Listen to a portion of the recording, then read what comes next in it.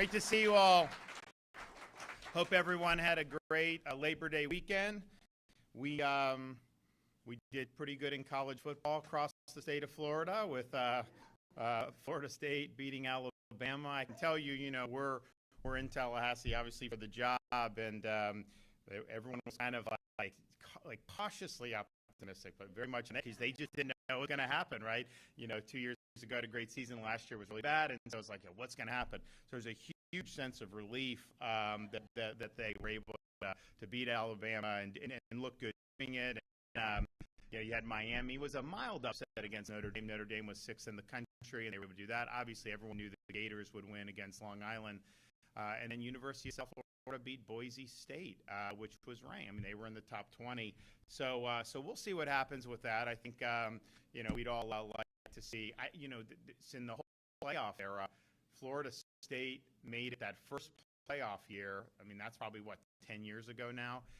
And since then, not one Florida school has even made it, to the playoff. I know UCF a few years back. I guess that would have been BCS probably back when they undefeated. So we'll see what happens. I thought it was a lot of fun. I know a lot of people are really happy with that. We are now in the height of hurricane season. It's been, I would say, relatively quiet. I think there have been some storms, fish storms. There is something that's being monitored. It's way too soon to know whether it's going to have any impact or have it being a fish storm, but it's too early for the models to be accurate. So we'll see. I would say that September, as you get into September, this is kind of the height, certainly mid to late September, beginning of October, historically, about when you get storms. So just as a reminder,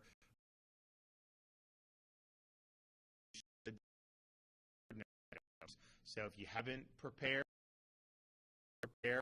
you don't necessarily want to wait till it's 100 Florida to prepare, because then people are doing that too, and you end up with lines and shortages and all this other stuff. So we're monitoring all this. Obviously, we would like to have a season where we don't have any significant impacts. I think that'd be good for everybody, given that we've had 6 major. I'd like to get on that stretch we had the previous 10 years where we had no hurricanes, and these things do come in bunches. So that may be what happens, but we got to prepare. So I would just let people know, just understand the season and keep the information coming, and do whatever you need to do to be able to prepare should we end up having to mobilize accordingly. Well, I'm great to be here today. I'm joined with Florida's Lieutenant of Politics, FDLE Deputy Commissioner Shane Pollard, and last but certainly not least, our great sheriff from Seminole County, Dennis Lee, on so many different issues. And we're here today because we have a lot of success that we're able to tout about our efforts to fight fentanyl in the state to deal with. This is something that, I don't even know when fentanyl started coming on the scene. I know 20 years ago, I don't think it was around. But this started coming on the scene, and there's a lot of toxic things that get out there, a lot of narcotics that can be very dangerous. I think the thing with fentanyl is it takes just a very small amount to be fatal. And what ends up happening is, and this happens, we've had people in this community obviously been affected by this. You have like some college student, and they're like, have exams or something, and then someone's like, hey, take this pill, and they think it's something, and it ends up having fentanyl in it, and that can kill them just by taking one pill. This stuff gets laced in all kinds of things, and the amount of fentanyl that we've seen, I'll talk about in a minute through our program. It's not like it would kill like people. I'm talking about enough fentanyl to kill tens of millions of people. And it doesn't even need to be that much of an amount to be able to do it. That's really significant. I don't think there's anybody in Florida that has not been impacted in one way or another maybe not you, maybe not your immediate family, but you know a coworker who's had lost a family member, or you know a neighbor, be in your extended family. This is something that's been really significant. And I know a couple years ago we were hitting over 100,000 drug overdose deaths across the United States of America. And fentanyl is the main reason why it reached the levels. Our approach to this is understanding. We've done a lot on working with kids, and the First Lady has done a lot on letting kids know in school. She has a program called Your Facts, the Future, about the facts, your future, about how damaging this stuff can be. And this is not like it was like in the 60s. Some of these high school kids are smoking grass or whatever. Like, not that they should be, but like now you smoke something, if that has fentanyl in it, it's like playing Russian roulette. Your stakes are so much. A lot of parents get very, very concerned about this, and so educating about the risks so people know that this stuff is out there is really, really important. And you obviously want to be able to have. We've also done our CORE program, which is kind of a full spectrum response to opioid addiction and opioid overdoses. People can overdose, they get sent to the hospital, they get revived, they just kind of get on the street. Well, when that happens, you're likely going to end up. And so this is a full spectrum. Once you get out of the hospital, still having support, also being able to be put on a regimen if they need to be, so that they're not going back to that. It's been very successful, and that's led in part to the reduction in opioid overdose deaths throughout the state of Florida. The demand side is really, really important. Information, having the ability to treat, all that is something we've really leaned in on. But you have to recognize that this stuff is pouring across the southern border, or it certainly was under the previous administration, in massive numbers. This is a huge business for drug cartels. People on the street can make a lot. And this is something that we have to take very, very seriously from a law enforcement perspective, as we're on demand, as we're working on helping people who may be addicted. We got to throw the book at the people who are spewing this poison into our communities. And so in 2001, of course, I launched a number of emergency measures to help with the southern border that was happening. We were able to do a lot of good work down there. That was state law enforcement, state guard, National Guard, you name it. We also launched Operation Vigilant Sentry, which is our maritime operation to protect the peninsula of Florida from these vessels that come in, illegally. And the Coast Guard has always been the one that's been in charge of that. Certainly at the time under the Biden administration, there was not enough Coast Guard assets to be able to stop all these vessels. And so we deployed more than 250 officers and soldiers from State Guard, Fish and Wildlife, Emergency Management, so that they could fill the gaps in these vessels. And over the years with Operation Vigilant Sentry, this is just state, so the feds have done as much or more likely with the Coast Guard, but just our Operation Vigilant Sentry interdicted 19,000 illegal aliens, almost 18,000 repatriated to their home country, and more than 470 total vessels that were interdicted. And a lot of times you have these vessels, they have narcotics on them. They have other types of contraband on them, and usually a bunch of military-age foreign men. Is that what you want in your community? Narcotics and contraband and these military? No, of course not. So being able to do the problem, though, with how all the immigration stuff, like if they get to the shore, what would happen is Biden would, or he'd send them somewhere else in the interior of the country. So we really had to work on interdicting at sea. When you give them the Coast Guard, they take this. They show up in the case, you should take and send them back. Like, why would we, act like that's such a different thing? But nevertheless, that's how the federal government has historically treated it.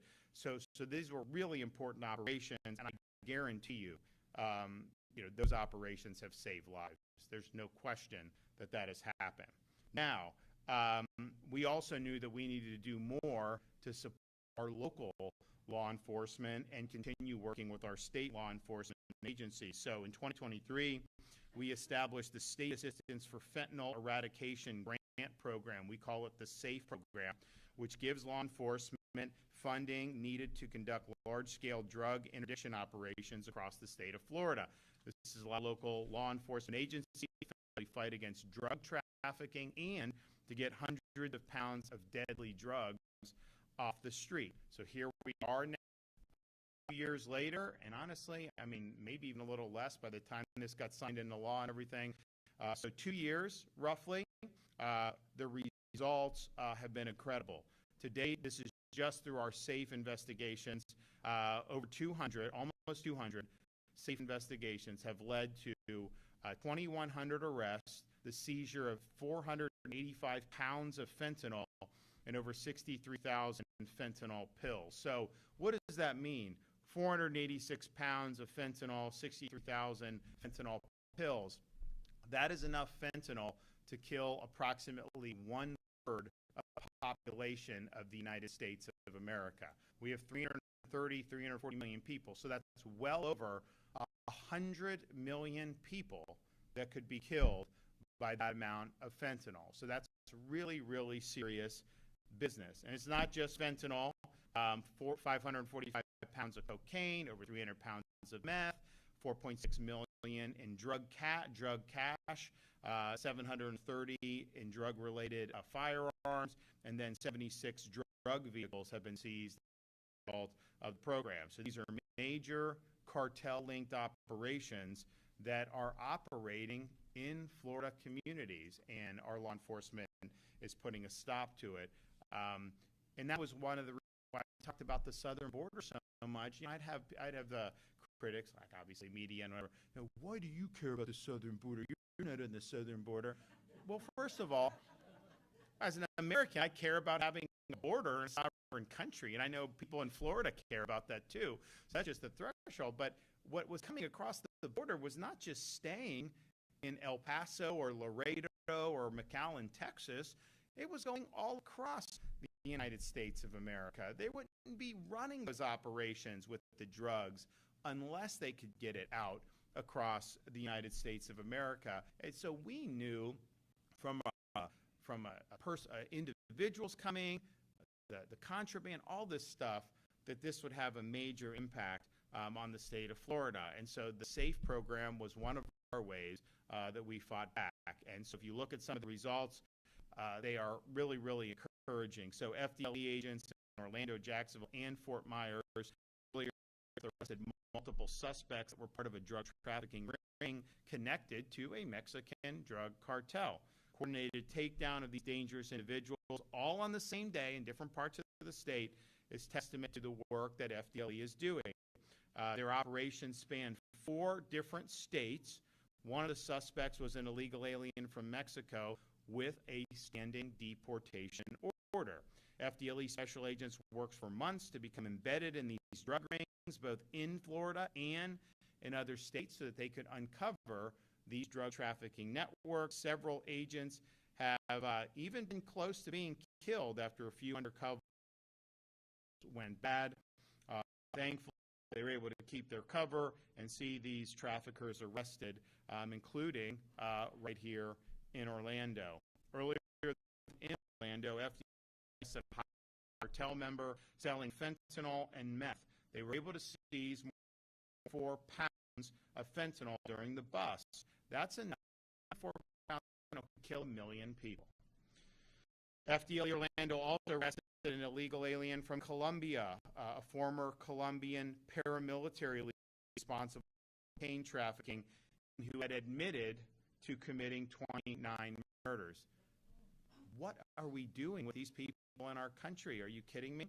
In South Florida, FDLE dismantled a fentanyl-laced meth ring that used street dealers at motels to flood communities. And then just weeks ago in the Florida Panhandle, an illegal alien and Gulf cartel human smuggler, previously deported twice, was arrested arrested by FDLE and sentenced after being caught smuggling other illegal aliens from Colombia into the U.S. across the southern border during the Biden administration. So FDLE has really been the tip of the spear on this. That you've also had these local sheriff's departments that have done amazing work. So right here in Orlando, FDLE worked with the Orange County Sheriff's Office. They launched a multi-jurisdictional investigation known as Operation Burn, Baby Burn, up a drug trafficking organization importing fentanyl and from California. 17 arrests made, 6 pounds of fentanyl seized, 4 pounds of cocaine, enough fentanyl to kill 1.3 million individuals. Jacksonville, Operation Jacob's Ladder took down a golf cart, sending monthly truckloads worth millions of dollars of meth, fentanyl, cocaine into Northeast Florida. Jacksonville Sheriff's Office and FDLE arrested 14 suspects, seized 164 pounds of cocaine and enough fentanyl to kill more than 1 million Floridians. Over 75 pounds of other drugs were seized, along with an entire tractor trailer and 13 firearms. This now incapacitated criminal group sourced its illegal narcotics from Mexico via Texas through the Gulf Cartel, whose leader is named the Friend Killer. Cartel presence in Florida is significant because for years the cartels have been known to be the Mexican drug cartels in the Sunshine State, the Sinaloa and Jalisco cartels, and they're both currently at war with each other. In Polk County, Sheriff Grady Judd's team, working with FDLE, seized 64 pounds of fentanyl in one case this June, enough to kill 14 million people. And they arrested cartel members of the Mexican cartels. This was the largest fentanyl seizure in the county's history. In fact, Polk County alone has seized more than 25% of all fentanyl captured as a result of the SAFE program. Polk's overall SAFE investigations have seized enough fentanyl to kill, in one county, 24 million Floridians.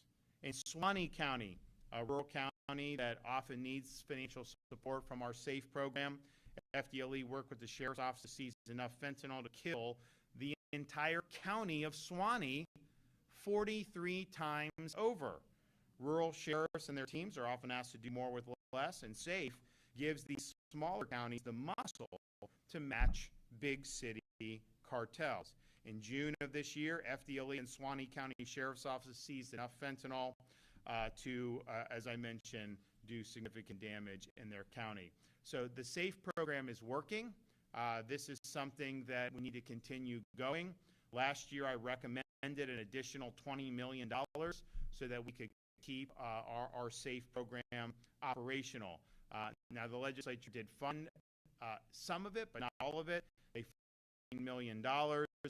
This is something that absolutely deserves support in the next legislative session. So we have $7.7 million committed to active contracts.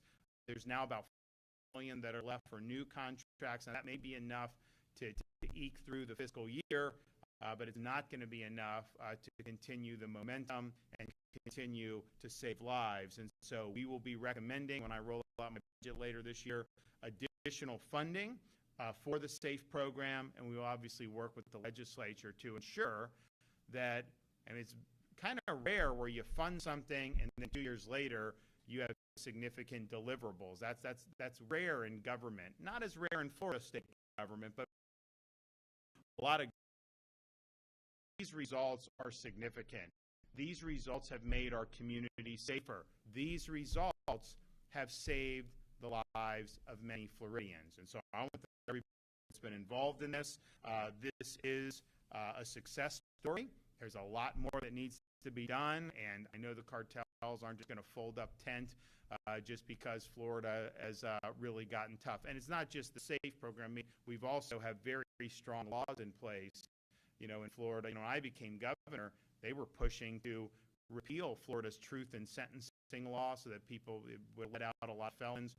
and they wanted to be more lenient on things like fentanyl crimes. I put the kibosh on that, and so we now have really stringent penalties.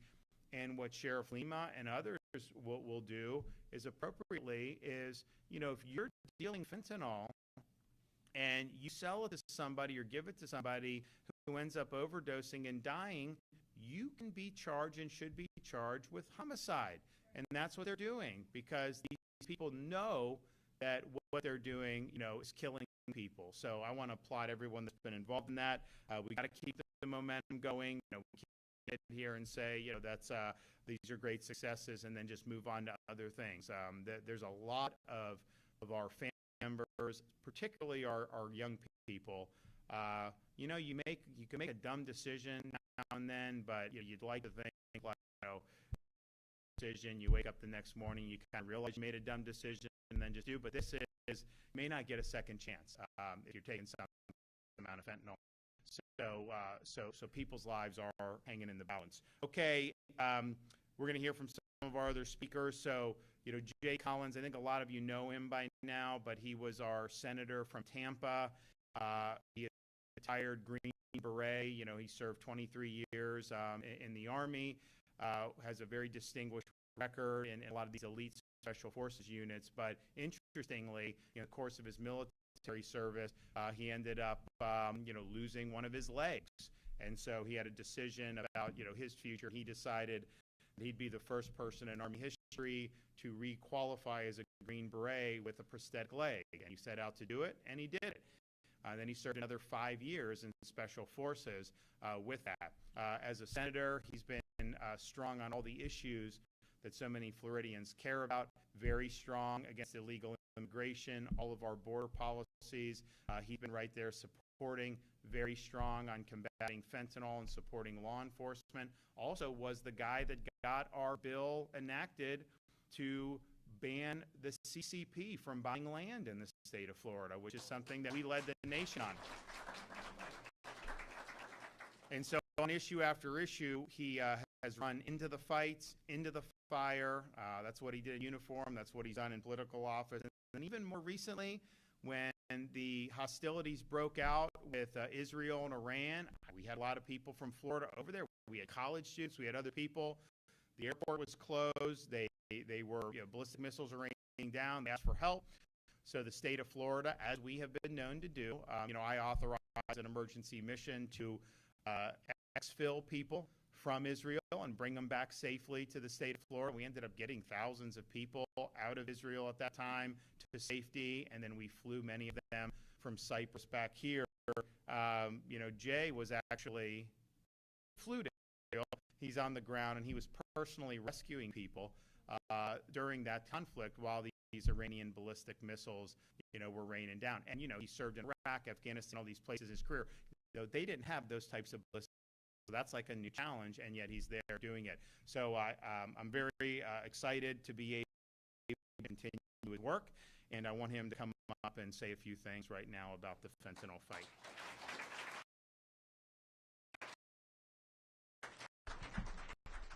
Well, thank you. It's good to see so many of you here today. And hard to live up to that billing, but I'll do my very, very best. First off, I want to address our law enforcement. Thank you for what you do in the community. It's not just the kinetic side of the job. It's what you do as community leaders, as beacons in the community that often I don't think we talk about enough. It isn't that primary risk. It isn't that secondary risk. It's also the gravity and the weight of what you do daily. That toll is also on your family. So we owe you the time, the tools, the training necessary to complete your mission, but more importantly, complete your mission and go back home safely to your families, because your moms and dads, brothers and sisters, sons and daughters who have other responsibilities as well. And I can't thank you enough for what you do. So you heard the governor talk about some amazing stats. That is good government. That is government focusing on things that matter, taking criminals out of our community, stopping the influx and inflow of criminals into our communities, and prioritizing people. There are many who want to talk politics, who want to play games on these issues. But let me tell you something. Here in Florida, that is not what we do. We will prioritize our people. We will keep you safe. And if you put our folks at risk, either via drugs, via crime. We will hunt you down, and you will face justice, and you will be held accountable. That is a God's truth and promise each and every day. So let's talk about the SAFE program.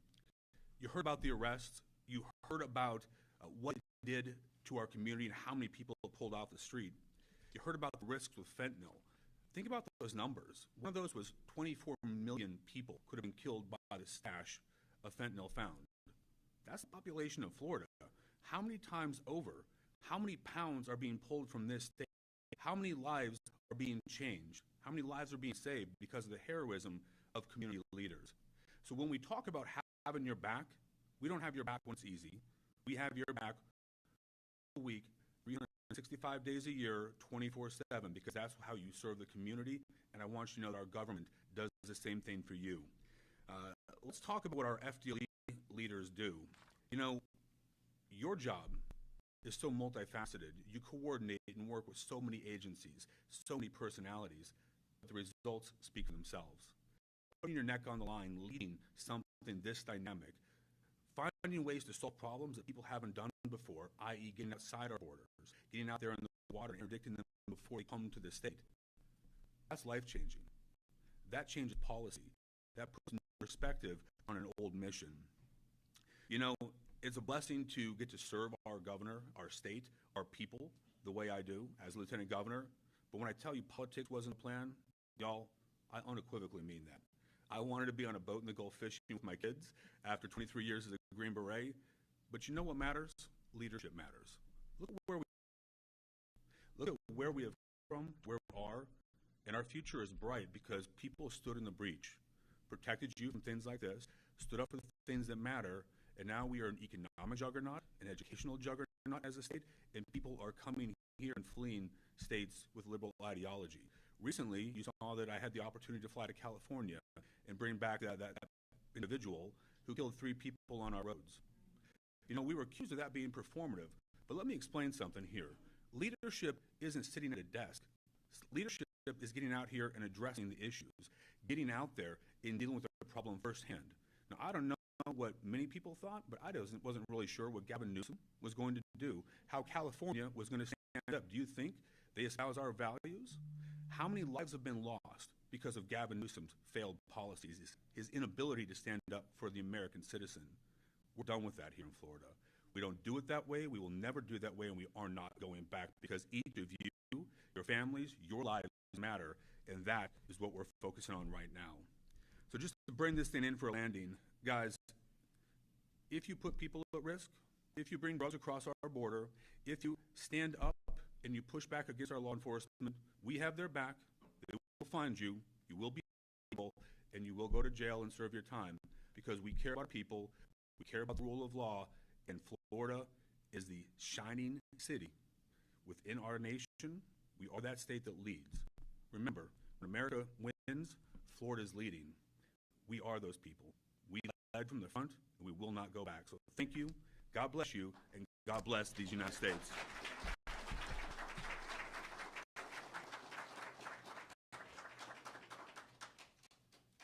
Thank you, Lieutenant Governor. Thank you to Governor DeSantis for being here today. It's an honor to have you here to talk about the success that FDLE and our law enforcement partners have had fighting this very, very bad drug. I want to talk to you from being a law enforcement officer almost 30 years now. I'll submit to you that this is the most successful drug fighting program that I have ever seen. And you'll see a lot of the same thing out in Florida. The results speak for themselves. And because of Governor DeSantis' program, under the SAFE program, we have been very successful. The FDLE agents that you see standing behind you and many, many more out in the field, they risk their lives every day out there with their partners that work with us from our local law enforcement agencies. They get after it and they fight fentanyl drug trafficking. Cartel fentanyl that's taken off the street came from across the border. We have direct intelligence that leads it straight to the cartels that have all been listed by the president as being terrorist organizations. There's been millions of United States citizens, hundreds of thousands of Florida citizens that have been killed by this drug. The governor, Lieutenant Governor Collins, they get after it, and we follow their lead. We pursue them, and we hunt these guys. They are bad, and that is our business. Men and women in law enforcement, they do not tolerate this. They know the damage that it brings to communities. You heard from the governor and lieutenant governor the statistics. They're quite impressive. Our local law enforcement partners and us, we would not be able to accomplish that without the funding from the SAFE program. We will be lucky to make it through the end of the year without additional funding. This program has been very beneficial to Florida. I'll submit to you that the agents you see here behind me and our law enforcement partners that we work with, they have saved thousands of lives in Florida, actually millions if you take a look at it.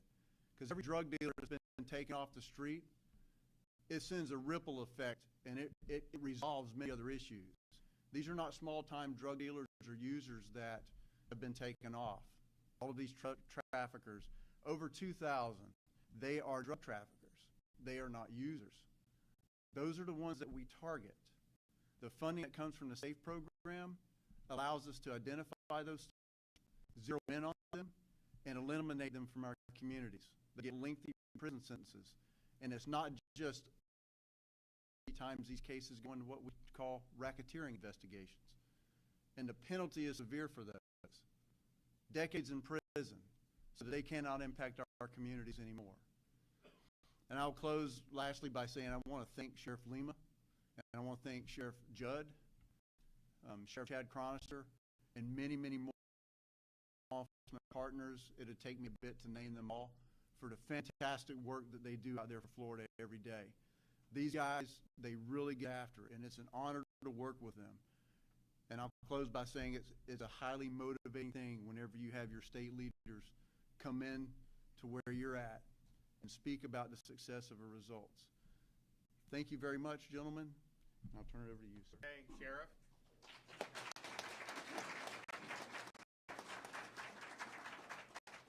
Well, good morning, everyone. First and foremost, I am so incredibly proud to live in a state that has a governor and a lieutenant governor who has wore the uniform of our country, protecting our domestic and international freedoms. That is incredibly rare. So I come to you today as the sheriff of Seminole County, but also the president of our major county, former president of the County Sheriffs of America, and current president of the Florida Sheriffs. And I can tell you, from with Governor DeSantis, from the early stages of his advocacy, he has not stopped. Actually, he deserves a lot more credit than what anyone has ever given him on this fight. Not just him, but First Lady Casey DeSantis as well, because in the early stages of this, she clearly was all in on her advocacy to protect our most vulnerable of our communities, and that is our kids. And her work has been instrumental the entire country. So let's talk about some of the legislative efforts that Governor DeSantis made it as a priority and delivered on. One, minimum mandatory sentences for people who are trafficking in fentanyl within our community. That is so incredibly important. There was a law for the longest time here in the state of Florida that determined that a murder had to meet a criteria of proximate cause of death. Again, working with our legislative partners, the government, that to substantial factor, allowing us to charge drug dealers with murder. And in Seminole County alone, we've charged nearly 50 drug dealers with first-degree murder for dealing deadly doses of drugs on our street. Did it end there? We also recognized that there was a problem because we knew the life-saving effects of administering Narcan, reversing the effects of a drug overdose. But the drug dealer, a Delta drug, was revived with Narcan, was literally getting away with murder because the person did not die. Not here in the state of Florida any longer. Now we have the ability to charge the drug dealer with second-degree felony culpable negligence when somebody, whether a private citizen or a public safety professional, revives somebody with use of Narcan. Last and certainly not least, we found that as more people were going into the treatment spaces, there was always an increased penalty for drug dealers selling drugs in proximity to areas of vulnerability, school, church, playground, but increased for a drug dealer selling drugs in proximity to a location where somebody was actually getting treatment. Now in the state of Florida, that increased penalty is in effect, so we can charge drug dealers with that increased penalty. Sheriffs from out the state, it does not matter whether we're here in Orlando. You could have this press conference anywhere in the state, and I can promise you 67 sheriffs in the great state of Florida would stand at the lectern, deliver the same message that this is a crisis that we've never experienced before, and the safe funds and resources provided us with a network of support, and especially for counties, saying, resources to combat these very sophisticated drug cartels. If you watch what has happened, Chinese had the precursor chemicals, and they were sending it over here. The two major drug cartels, Jalisco New Generation Cartel and the Sinaloa, sent their chemists down with the Chinese chemists to learn how to do this. Fentanyl, you've heard the stats of deaths over and over again.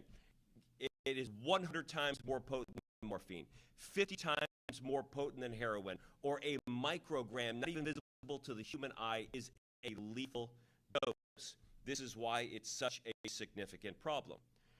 Our partners with FDLE are the best in the business, and I'm telling you, last year we did an operation called Operation Black Ice. We typically name these operations after the lead agent names and operations, so you hear these different names. But Operation Black Ice was a partnership between FDLE, the Seminole County Sheriff's Office, Volusia in Orange County, and nearly every municipality in between.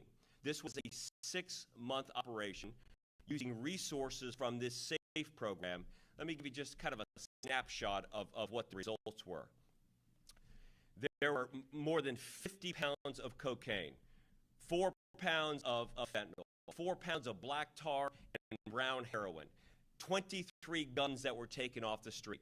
The mastermind behind this thing had a sophisticated drug trafficking organization that connected directly with the cartels. It resulted in 33 arrests of individuals. Let me just highlight 2 of the arrests to emphasize the importance of this program. One person that was arrested was actually the manager at a local UPS store. And when people would send UPS packages working with the drug trafficking organization, he would intercept the package and deliver the package himself as a part of this sophisticated ring. Another person that was involved with 50 pounds of cocaine at his house when we executed a search warrant. Another was in prison in Jackson County and had a murder for hire plot for somebody who owed him drug money. He was paying other inmates on the inside that we were able to work at Appalachia State Correctional Facility to have somebody murdered there. And in addition to that, he was arranging drones to fly cell phones and other types of contraband over rec yards and drop them on the rec yards. This is an operation that is just us in Seminole County in Central Florida, but is going on across the state with the assistance of the SAFE program. And I got to tell you, we have so much to be proud of here. I mentioned that serving in that role with the major county sheriffs of America, the largest sheriff's office in the country, and because of Governor DeSantis, First Lady Casey DeSantis, our former Attorney General, now Senator Ashley Moody, and our current Attorney General, James Upmeyer, we are the envy of policing authorities across the entire country. And I am so grateful for the governor and his team to be able to make that happen. So thank you so much. Well, thanks, Sheriff. Thanks for all the good work. And, Sheriff Grady Judd was mentioned, and Paul's doing a great job. Obviously, we've worked with so many sheriffs, and in Central Florida, Wayne Ivey, one of the best. We do have the best sheriffs in the country, and I think that's something that's very meaningful. And I know that we've developed a very strong relationship across the country amongst the law enforcement community because we're doing it right. And anywhere I go, people will say that. In fact, I remember I was out in Southern California a year or 2 ago and meet one of the local police chiefs in a very nice community, and he's like, I'm doing great, Governor, but all my police officers want to move to Florida now because of what you guys are doing. And we do give you a $5,000 signing bonus, but it really isn't that as much as it's just they want to be in a culture is putting public safety at the forefront, that isn't indulging in any of these ideological escapades where, releasing people from prison are going to make everybody safer, or not prosecuting criminals and let them commit all these crimes. Like, those are those approaches have tried. They're busts. They've really destroyed and hollowed out some of our previously great American cities, and so we're obviously not letting that happen in Florida. And with respect to the fentanyl, having strong penalties matters. And I'm not, saying that we're never gonna get to a point where no one will ever want to come here and sell this stuff, because obviously, they're taking a risk. They can make a lot of money, and so they're willing to take the risk. But I do think there's something to be said for being tough and deterring. Maybe they make a different calculation about where in the U.S. they want to go. There was that story, actually CNN did it. It was like a year or so ago. And, the illegal alien gang, it was a theft ring. And they were like looting stores in New York City, stealing from, I think, personal possession and personal residence. And they steal all this stuff. And then they'd sell it. And then they'd take the money and they'd come down to Florida and they would party and have fun and do all that. And then they go back to New York. And so the person from CNN is like, well, if you're spending all the money in Florida, why are you going back to New York to steal? Why don't you just stay in Florida? And they said, because in Florida, when we steal, they put us in jail. And so they did not want to mess with that. And I do just want to, because the sheriff had mentioned it, it is interesting. Lieutenant Governor Collins, I had mentioned his background. Florida, out of all 50 states, we're the only state in the United States that has a governor and a lieutenant governor who are both military veterans. I mean, just one of 50 states. Of course, he doesn't want me to remind him, as a Navy guy, that that Navy won the Army-Navy game last year. So we'll see what happens. It had been a little bit of rough sledding for a few years there. And then Navy they were an underdogs, no question, and then kind of got back on it. But it's been interesting to see Army's program they have done very well over the last 10 years or whatnot. And so we'll be keeping, we'll do all we can to prevent open warfare from the governor's office when we have this year's Army game. All right, we have back there. Yes, ma'am.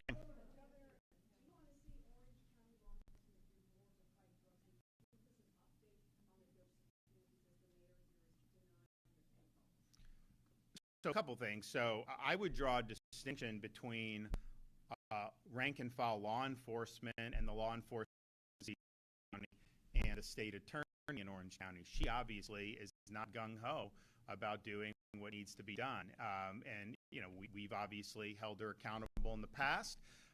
She's back. And so, we have to see. But I think that they are on law enforcement rank and file. I think a lot of those folks are working really hard. And the reality is it takes two to tango on this. You could have the best policing in the world if you don't have a prosecutor who's really going to be strong on bringing these. Like, for example, Sheriff, how many homicide cases have you guys had with the fentanyl? Just shy. 50. If that were in Orange County, would they have a chance to have gotten all those charges, homicides? No way, right? She just wouldn't do it. Her approach is a liberal approach to, I would say, fighting crime. To basically, her approach is to not be as strong as we need to be, and to have a thumb on the scale in favor of the defendants. So these guys are bringing people to justice. They're treating them like the murderers that they are in Seminole and Brevard and in other parts of Florida. You're not seeing that here. So I don't blame law enforcement for that, the people that are in the sheriff's departments or the police departments, as much as I think it's a function of the prosecutor's agenda. Now, you get elected, you can make judgment calls to a certain extent, but there are limits to that discretion. And when these prosecutors, Soros-backed, have done where they've exceeded their discretion and ended up neglecting core duties, I've removed them from posts. And that's something that what we've done in that regard has saved lives. I have no doubt that it saved lives, 100%. So we're going to be ready, willing, and we need to do, but let's do, yes.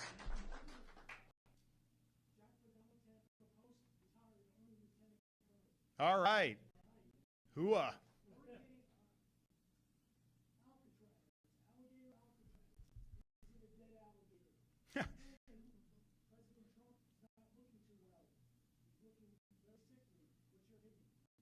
So on alligator arbiter, just understand what happened. It's running. Deportations are continuing. You had a very partisan judge that issued a ruling saying that that DHS couldn't send any more there until, whatever. So they appealed. We're doing that. So DHS hasn't sent more, but all that stay stuff, that's happening right now. We stand ready, willing, and able to accept who DHS sends. Remember, our role at the state, we don't conduct the actual deportations. We process, stage, and then DHS takes them away. And because we've had alligator Alcatraz, you've had thousands and thousands of deportations that might not otherwise have happened because they didn't have enough room to be able to do it.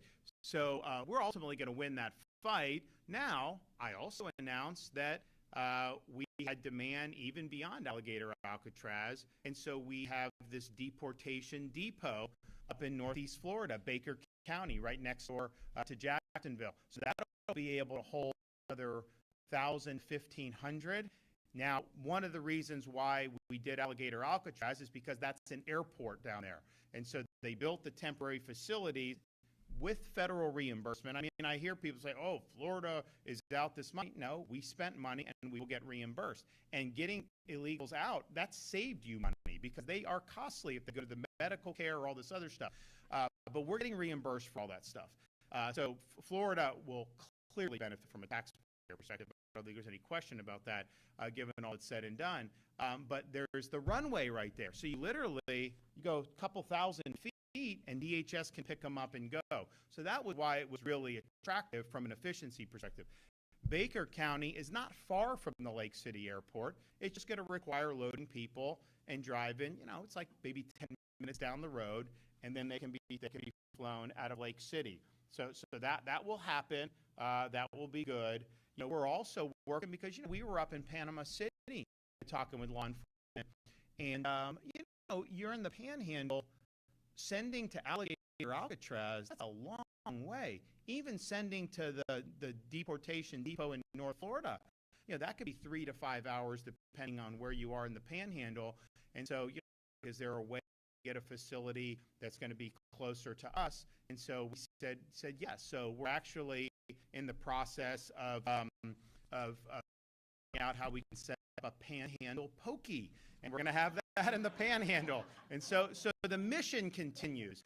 And so I think like some of the report act like, oh, well, DHS isn't sending any more there, therefore, no. DHS hasn't sent us any more since that judge ruled. But this week, we're applying to have that decision stayed. Here's what they did, this is so outrageous. So this is a Collier-Dade airport, and it is actually located in Collier County. Dade does run it, but it's actually in Collier. So it's kind of, where the uninhabited part of southern Florida. And so you have that there. It's been there for decades. So we said, we have been working with the feds on all the immigration stuff. We have all these 287G. We've done more to facilitate the president's agenda on this than any other state by far. But the one thing they kept saying is, look, we don't have enough DHS facilities to stage and to process before they're sent back to home countries. And it's not as simple as just, hey, you go, like there is a process, like they are getting due process. Now, some of these people already had due process. They've already ordered to be removed, and yet they still haven't followed that order. So it may vary depending, but the bottom line is you do need something. So that's why they said, is there a way you can expand capacity? Well, Sheriff Lima, they've got criminals, normal criminals they've got to deal with. Like we can't say like, oh, the local jails should just have to do this. Now they have done it to a certain extent, but there's definitely a limit to that. Our state prisons, we have people get convicted, go to state prison. So we'll work to do it. So we did the one at Dade Collier Airport, Alligator Alcatraz, because you have the runway right there. And it was our view, once they were there, they weren't going to escape, and they could be flown out. And I think that has actually worked very well. And they have picked up the pace of deportation. So people sued, and they said, oh, no, you can't do that. Why? You didn't do an environmental impact statement. That's what it was. That was the crux of the suit. Now, the state, we don't have to do a federal environmental impact statement when we're doing business on our own property. Like, we don't have to do it. It's not a requirement. The federal government does have to do it when they're doing certain things, and that is law, and I think it gets abused, but it is a law. So, we didn't do it because we're not required to do it. What the judge said was, well, since you're doing this to help the feds, it really is a federal facility, and therefore they didn't do the environmental impact statement. So even if somehow we don't get a stay, DHS, they can generate an impact statement. The impact is negligible because it's all self-contained on the existing airport footprint. We're not doing sewage or any of that. They truck the waste out. They bring all this in. We obviously weren't going to do anything that was going to undercut all the stuff I've done for Everglades restoration. And so that was all buttoned up. So that's what the judge, you didn't do that. The federal government is really running it, even though they're not. Therefore, they had to do it. So I do think we're going to win that fight, and I think that we'll have that. But we're also going to have deportation depot. We pay Pokey, and we're also looking in other areas. And so I think the net of this, there's a demand to have way more than just alligator Alcatraz. I mean, the reality is, if this judge's ruling stands, even if we continue with these other facilities, DHS will not have enough space. It will be harmful to the efforts. It'll be harmful for the state of Florida.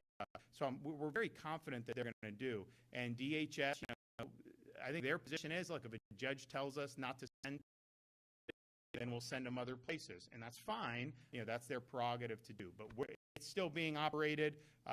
We're gonna, and a lot of people have been taken out there for sure. So I would say stay tuned on that. The mission continues. We are going to ensure that the laws are enforced and that people here are illegally, particularly those who have already been ordered to be deported. We've got 70,000 people in the state of Florida alone that have final deportation orders that haven't been executed. I didn't want any of this stuff.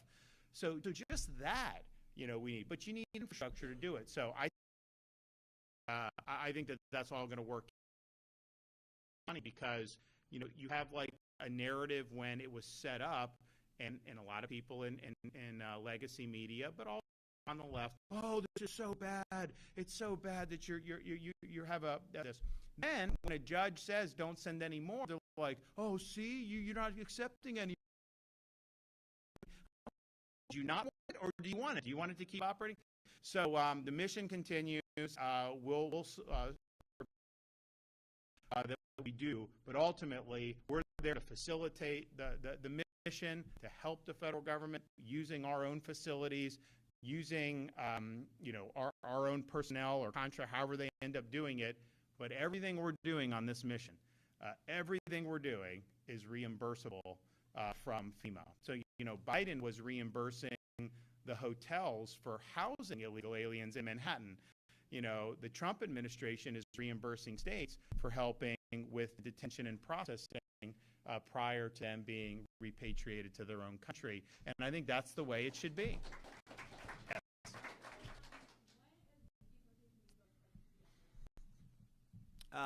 We will.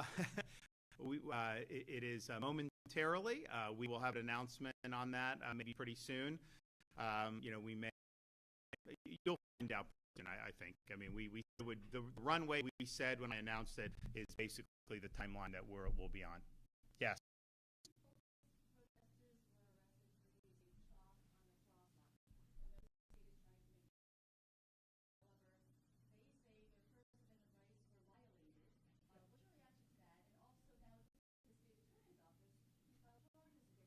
Well, you don't have a First Amendment right to commandeer someone else's property.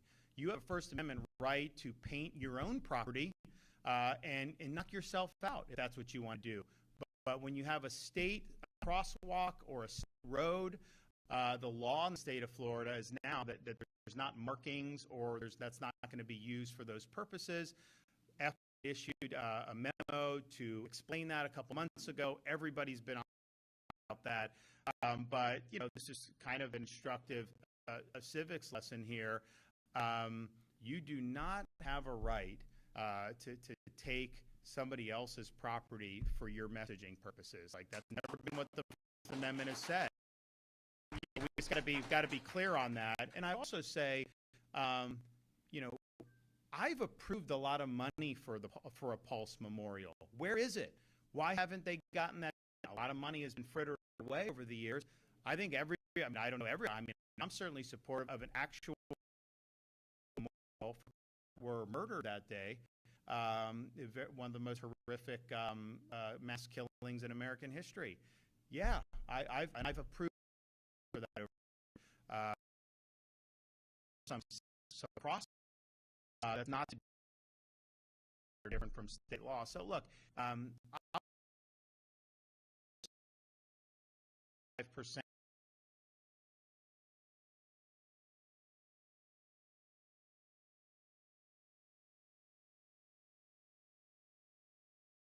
Right, and so hang up a flag, do what you want on your building, your house, however you want to do it. We're not going to be doing that on state roadways. And I think this is the best policy. I think it just, some of the stuff that was going on, over the last couple of years, it's just, it's too much to have this. And then what will happen is it creates safety hazards. One, people just seeing it, but then you have some people who may disagree with the message, and then they're incentivized to try to peel out or something. Now they get held, but it's just, why are we even, going down this road?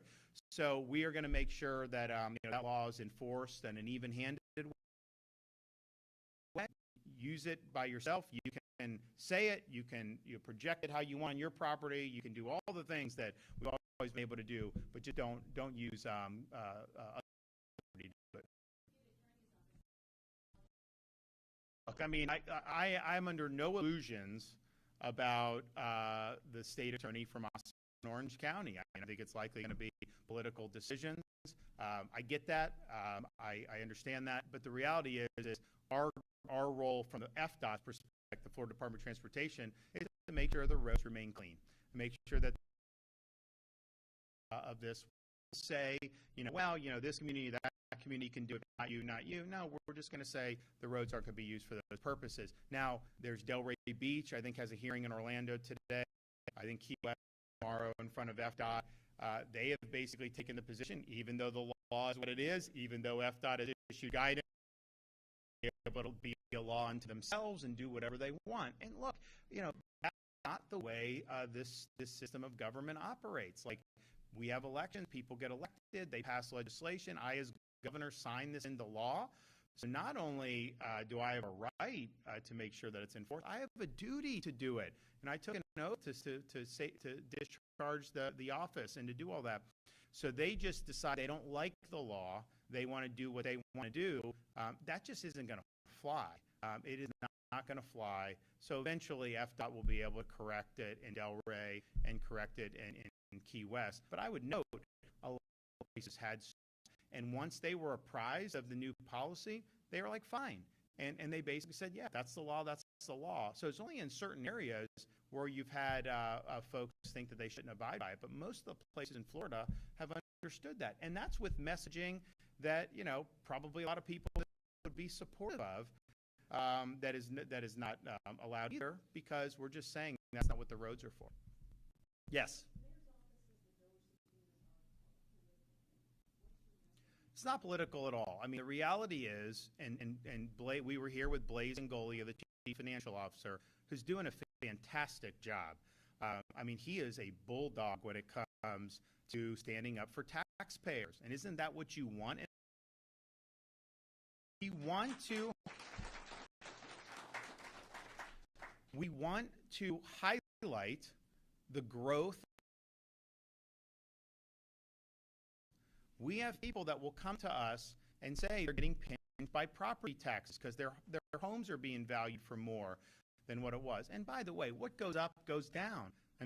What was your home valued at in 2006 compared to 2010? You remember that period?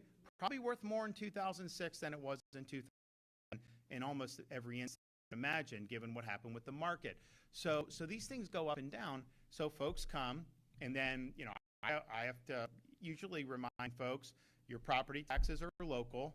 They're under Florida's Constitution. The millage, all that is set by these local taxing authorities. Money goes to them, and then they use it. We don't rely on property tax revenue at the state level. We have a sales tax, we have some other things. We just got rid of the business rent tax, eliminated that tax, and we've eliminated other taxes. And we're happy to do it. And we're one of the lowest taxes state in the country. certainly on a per capita basis, we're probably the lowest. So you have that. So we are in a position where we want to be able to help with the property tax, but it's not something I can just legislature, millage, do this, do that, because they don't have constitutional authority to do the local taxes. That is your counties and your cities. So what we're going to do is we're going to place a question on the ballot that is going to allow Floridians to be able to vote themselves really from property tax. And as I said, own your home. To truly own it, you have to own it free and clear of the government. You shouldn't have to pay rent to the government. And no, there'll be people that are, buying investment properties. Fine, like that's different. Commercial, there's differences, but your personal home, we really believe should not be subject to tax. It's an unrealized gain, and I'm just one that's like, if you tax me at point of sale, like I buy a car and I pay a sales tax on it, but like for me to then just pay a tax on the value every now cars usually when you drive them off the lot go down. Now during COVID, the cars actually went up in value. You'd buy a car, there was such a shortage that you could drive it off the lot, and then you could even flip it for $5,000-$10,000 profit because there was such a rush to buy vehicles. But that's our vision. So, and of course, so what do people say? Oh, that can't be. You can't do that. And my question is why can't it be done? Look, the first place we went to with these audits was Broward County, Florida. They got 1.9 million people. They've had no net population growth over the last increase 6%. The question is okay, why is it increased 60%? That's the whole reason that we're doing the DOGE, and we're also doing it on state agencies and our state universities. And we're looking at a whole host of things, not just spending. We're also looking at some policies.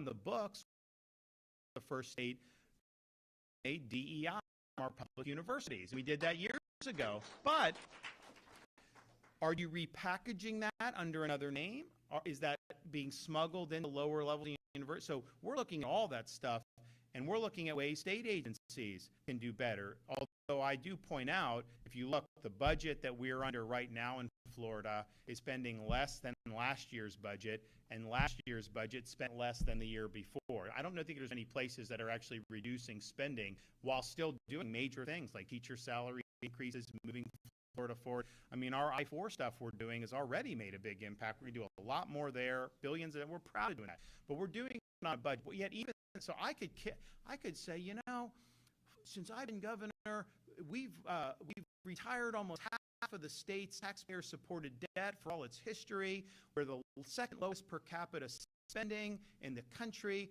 New York has 3 million, 4 million fewer residents. Their budget's twice as much as ours. We don't need to be. No, you can always do better. So that's our view on that. But on the local governments, people are getting pinched by property taxes, and you're getting pinched to fund budgets that have greatly expanded. So the question is there room to be able to give you the property tax relief you want while pulling back some of the bloat that's happened over these last 4 or 5 years? And so the DOGE efforts are really, one, standing up for taxpayers, but two, letting people have the information about where their money's going when they're having to pay property tax every year. What's that going towards? And do you want to change that relationship you have with these local governments so that they can't keep picking your pocket just for living in your own home? So that's what's good. That's it's not political or partisan. It's something that I think has a lot of interest across party lines, because it isn't like if you're one party or the other. I don't think anybody's happy with that, especially when they haven't realized a gain. Like, it's one thing if you sell your house, you get a new one, and you have a different tax basis, maybe it's taxed more. People are just living in their home, and they're having to pay more taxes even when the millage rate isn't increased because the assessments, your property's worth $200,000, $300,000 more, $400,000 more. And it's like, man, and here's the thing, you will get assessed higher. I don't know how aggressive they are at assessing you lower when the market goes down. That's, I don't know. Like maybe some do. I know we've got some property appraisers who are probably pretty stand up around the state. But the reality is, it's usually a one-way ratchet. So that's what we're leaning. That's what we're moving towards. Blaze is really doing a great job. And the fact of the matter is, Orange County was not cooperative. He has the authority, and then the state also has additional authority with the most recent budget. So when you have people reading off a prepared script and not willing to answer questions, as a taxpayer, is that acceptable to you? No, of course not. So this is something that I think is important. I think compliance is obviously required under the law, and I expect to see that. But I think Blaze has been good. He's been very hard on Manatee County, which is a very red county. I mean, I'd have to look at the election results. I mean, when I was running, I think we won it by like 30 points. It is not a liberal county by any stretch. He's also looked at like places in the Panhandle and elsewhere. So it isn't just the blue dots like Orlando and Orange County and Broward. Those are included. Gainesville's included too. I mean, they've got a lot of issues. But it really is across the board for all taxpayers. So I'm proud of what Blaze Ingoli is doing. I think we need somebody in that position that's going to be very aggressive at being an advocate for the taxpayers. And I think you're going to see that there's a lot of this, because you think about it, if you're elected to one of these boards, commissioners, you're there, and then especially during COVID, it's like, okay, the whole world comes to Florida, right? People moved to Florida. Some people just vacationed in Florida. Some people just wanted to get away from the insanity elsewhere. So what happens is your coffers swell.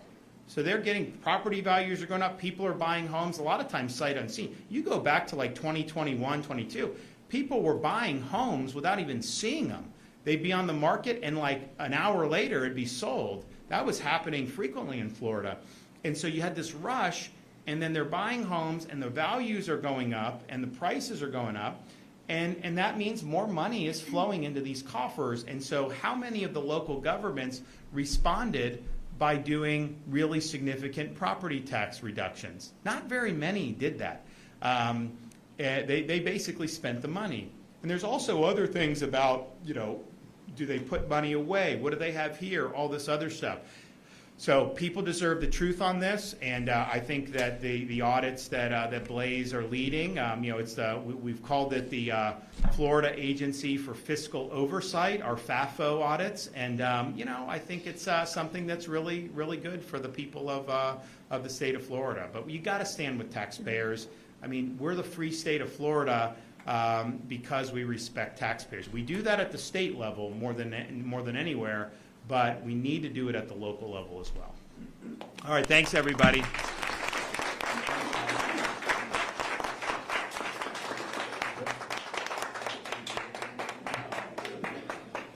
lot of narrative today.